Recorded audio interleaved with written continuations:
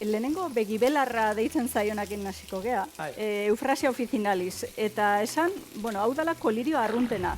Guk kolirio bat erosten dugunean, bere printzipio aktiboa landare honetatik ateratakoa da ia beti. Begi dizdiratsuak edukitzeko, bueno, esaten da, begiaren osasunai begira behar genuken kolirio bakarra izan daitekela. Orduan, hau lehorra erosten denik, hemen ez da erresa aurkitzen, egia esan gogoa daukat, aurkitzeko, 13 varietate daude ezberdinak peninsulan, eta nahiko nuke ezagutu.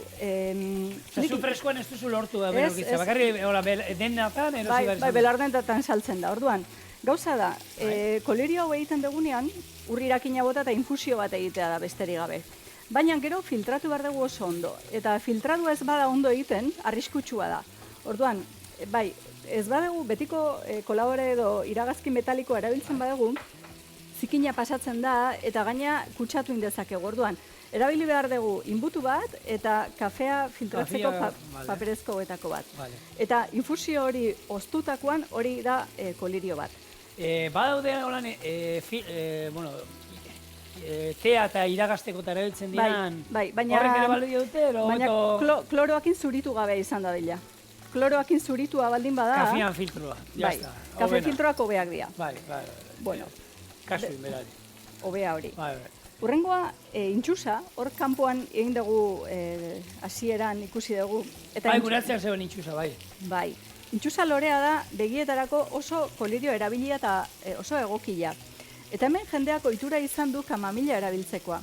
Baina gertatzen da kamamila ondo dago, kamamilak azkureak entzen du, baretu egiten du begia, eta udan adibidez, zakarrak sartzen denean, edo aproposa da. Baina gauza da, epe ertain eta epe luze batean, kamamilak begia lehortu egiten dula. Eta hau, jendeak ez daki, eta kamamilai ez du pentsatzen kamamila kalte hori sortu dionik. Askok izateate, bai, adineana da, ja begia lehortzen nahi zait, edo ez dut behar bezala begia beharra ina izten, baina gauza da, kamamilak lehortu indiola begia. Orduan, hori intxusak ez du inoiz egiten. Horregatik askoz seguruagoa iruditzen zait. Eta horregatik intxusan lorea edonork erabildezaken kolirio ona da, eta garai hontan bildu eta lehortu genezakena. Eta lehorra erabili beharko nuke, Bai, lehorra, infusiorako. Eta gero, antzeko lana egingo digu kalendulak, hilena, aingeruloreak, kalendula ostoek.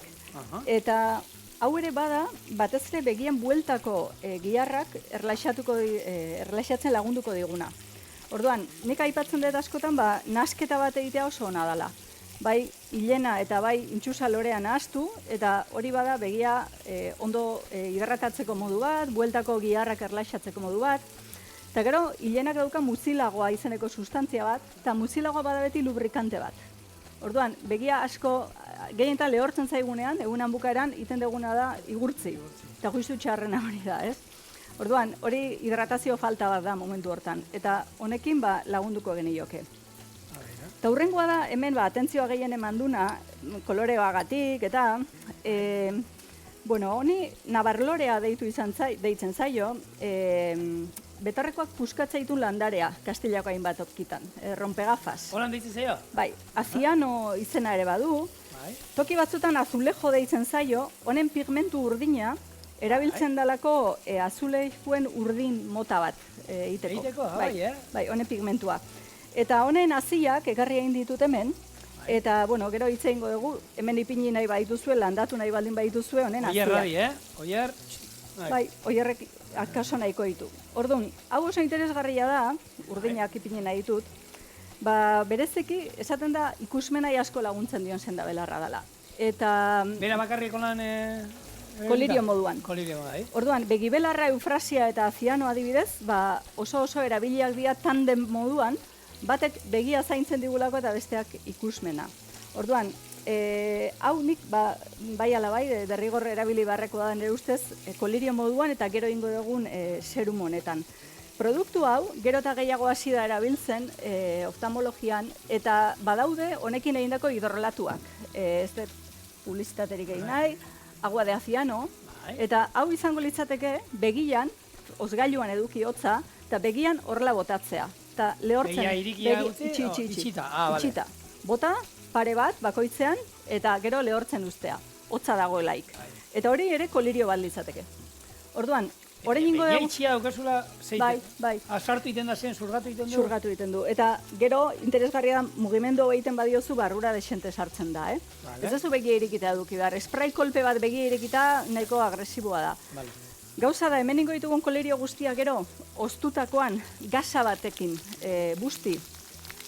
Olako infusio batek 4-5 egun hozkailuan ondo irauten du. Orduan, astean 2 aldiz prestatuta nahikoa genuke. Vale. Eta infusioa behar bezala iragazita gero olako gasa hotz bana busti eta begietan ipintzea, begiak itxita. Begiak itxita? Itxita.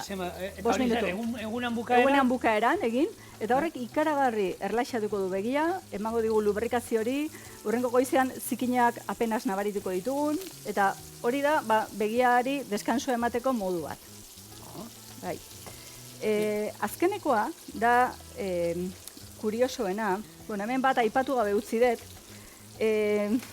Larramendi-Miztegian itxabalkia deitzen dio, ez dut beste inun entzun, melilotus zendabelarra da, eta hau da oso kolirio berezia, hau dalako begietako nerbioen arazoak baldin baitugu. Hau da, nerbio optikoko arazoak baldin baitugu.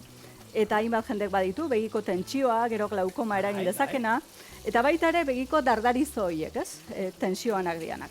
Orduan, arazo nerviosoetarako erabiltzen da. Eta ez eta aipatu, baina hauetako zendabelarrak, hauek ardezia hartzekoak. Hartu ditzakegu intxusa lorea, hilena. Hauek eran ezin dira, oza... Beira, hemen kontraindikazio desente dituzte batzuk. Orduan, eta begietara inungo onurarik ez ziguten ingo. Ez litzake izango begiai one egiteko, edateak. Orduan, litro bat edanda ere, ez luke begiak horri garriko. Aplikatuta, kanpo erabileran, inbar dugu. Azkenekoa, 6. izango da, lehendik hemen uste eta aipatu izan genula gibela garbitzeko belar bezala. Eta hemen karta batzutan ekarri ditut, eta kuriosoa egiten da zertarako dan, eta hau, euskeraz negakina batzuk koneju belarra deitzaiote, oso mingotxa da. Hau, porru artean eta belar txar oso ezaguna da. Jendeak rastrero moduan, morrazio asko ematen du honek baratzan sortzen danean, ez? Bueno, hau da, behazuna garbitzeko oso ona, hemen fumaria, fumeter, frantsesez, eta gauza da, honek egiten ditula, begian ateatzen dian orbain horiska horiek garbitu.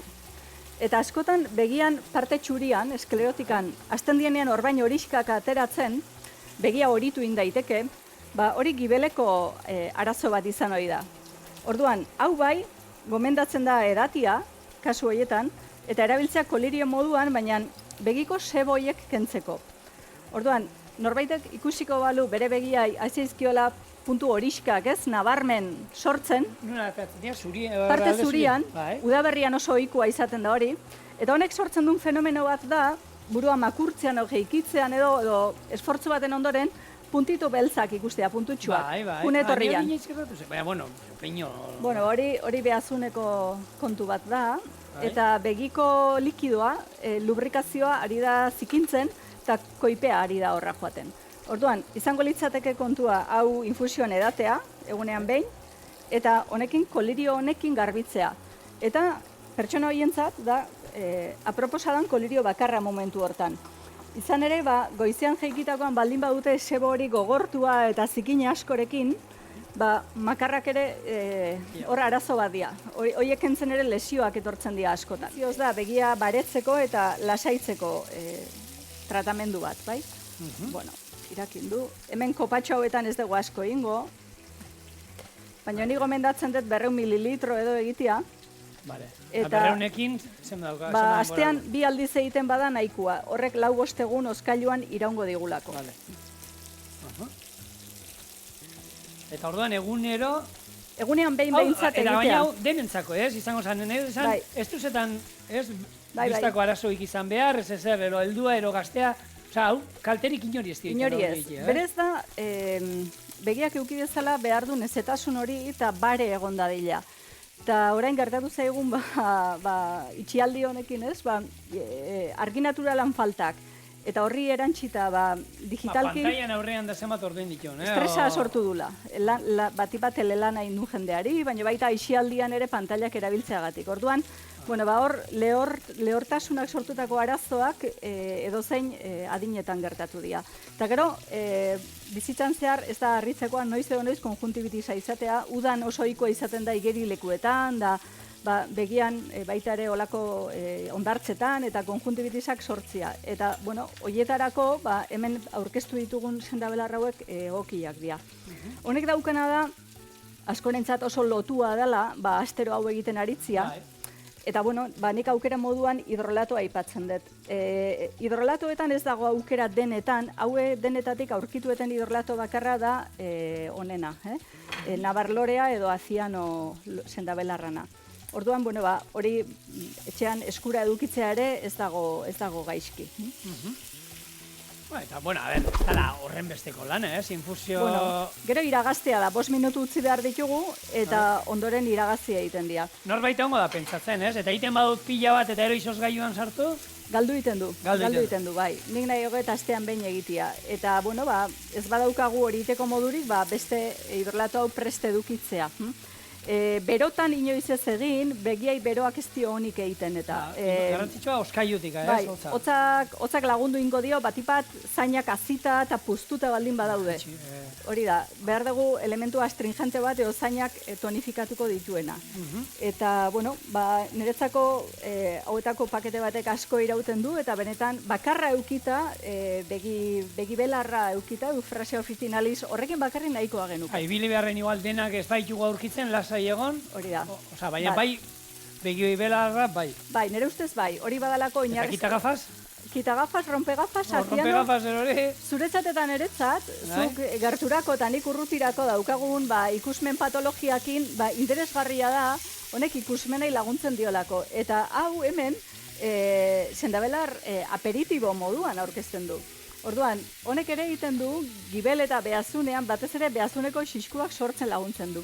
Orduan, bada hartu dezakegun sendabelar bat, eta begiai, esaten da galduzun potentzia hori emateko aproposa dela. Nik jende gazteari ere selektibitatea askotan aipatzen dut, eta gero karrera unibertsitarioak ere badia begia ikusmena asko zigortzen duten egoerak, ez? Eta selektibitatean askori aipatzen diet, hori, begibelarra eta nabarlorea, eufrasia officinalis eta zianusa erabiltzea nahastuta. Eta horrekin, zaintzea begiak. Eta, bueno, lortzen da, neke hori kentzea niri garrantzitsu eruditzen zait. Esan duzun, Osea, 5 minutu egunean behin ikua da. Bai. Eta benetan asko erlaxatzen du begia, Gero, nabaritu egiten da, atsegina da, eta sensazio freskagarri hori oso ondo etortzen da. Badaude, jodobelarra bezalako belarrak, askok erabili izan dituzte, hauek ez dira kolirio bakarrak, badaude kolirio gehiago ere. Baina oso espezifikoak iruditzen zaizkit, eta nahi izan ditut erabilera orokorrekoak ekartzea. Eta bakarra erabiliet hemen apur bat espezifikoa, begiko gantzak edo seboiek kentzeko aproposa, baina justu da berri sasoian asko gertatzen den arazo bat da hau. Eta norbaitek, ze ondo egiten dira, egunean behain beharrean bi aldiz ingo. Bai, ondo. Bi aldiz eitea badao. Eta zuk igeltxoakin lan egiten badezu eta hautsak min ematen badizu eguna joan da eguna etorri, hor erabil daiteke egunean 2 eta 3 aldiz. Ez dauka honek berez mugari. Asko erabiltzeak ez dio. Ez inolarez. Eta askotan ebakuntza baten ondoren ere, ondo etortzen da, kolirio bat oso beharrezkoa izaten da, eta hor erabil dezakegu sarriago, inongo arazori gabe. Beti ere, aldiro gasa berri bat erabilita, eta gasa ez sartu infusioan baizik alderantziz. Beira, ingo dugu iragazi begibelarra bea. Ni pixkanak hemen nahi naiz, ja txoixoa frigitu dut, xolomoa frigitu ditut, holkia. Eta dena, garrantzitsua da, frigituta, ez egosita ez, frigituta ingo du. Eta, bueno, gehien tarratuko dian azkenien saieskia da, eta gero hemen txukun jarriko ditut, eta listo dauzkadanean jarri dut hemen bian, suabe hau epela mantentzeko, eta gero arratza frigitu batzuk onduan. Guk tal horik ez daukagu, ogia ibiliko du, ogiakin ere, hau jateko, inungo arazoik ez, eta gogoratu, garbinelarreak guzti hau erakutsi egiten duela ikastaroak ematen ditula, eta itzaldiak eta olakoak, orduan nahi izan ezkero, berarekin kontaktuan, zuen herrira joateko erakustera, nola inbardu? Bai, telefonoz 655-734-444 telefonoan, eta posta elektronikoa urdantza, letra txikiz dena elkartua, urdantza abildua hotmail.com.